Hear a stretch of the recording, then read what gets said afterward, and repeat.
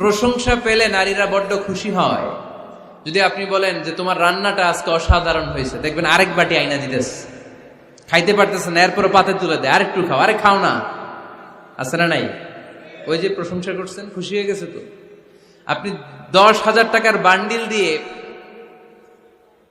আপনার বউকে যত খুশি করতে না পারবেন, রান্না মজা হয়েছে এইটা বলে আপনি অনেক বেশি মনে মনে নিয়ত করছে যে আয় রে, জীবনে তো রান্নার প্রশংসা করলাম না, আজকে রান্নার প্রশংসা করব। তো মাহফিল শেষে বাসায় গেছে, স্ত্রী তাকে খাবার দিয়েছে, স্বামী খাবার খায় আর মিটি মিটি হাসে। স্ত্রী বলে, এই মাহফিল শুনে আসছো, রাত বাজে 12টা, খাচ্ছ ভালো কথা, হাসো কেন?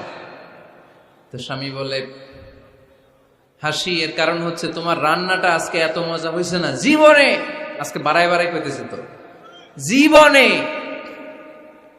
এত মজার রান্না খাই নাই, রান্না মজা হয়েছে শুই না। স্ত্রী তো রেগে গেছে, কি গত 10 বছর ধরে তোমার রান্না করে খাওয়াই, একদিনও রান্নার প্রশংসা করলা না, আর আজকে পাশের ঘরের ভাবি একটু গরুর গোশতের তরকারি পাঠাইছিল বাটিতে করে, পাশের ঘরের ভাবি একটু আমাদের বাড়িতে তরকারি পাঠাইছিল, তো ওই তরকারি দিয়েই তোমাকে খাবার দিছি, আজকে রান্না টান্না আমি করি নাই।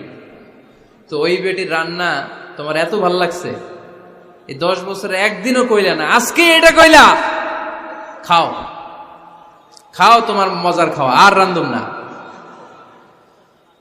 তো প্রশংসা করলে বুঝে শুনে করবেন, একটু এনশিওর হবেন যে রান্নাটা করছিল কে, তা না হইলে কিন্তু ঘরে চুলায় আগুন জ্বলবে না, টানার রোজা রাখা লাগবে, ঠিক কিনা?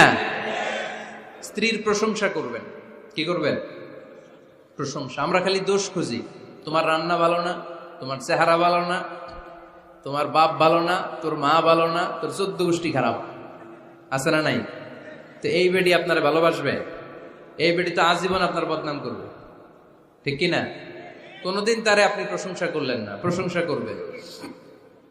স্ত্রীর চেহারার প্রশংসা করেন, যে তুমি সুন্দর, তুমি সুন্দরী, এরকম বলেন, খুশি হবে না?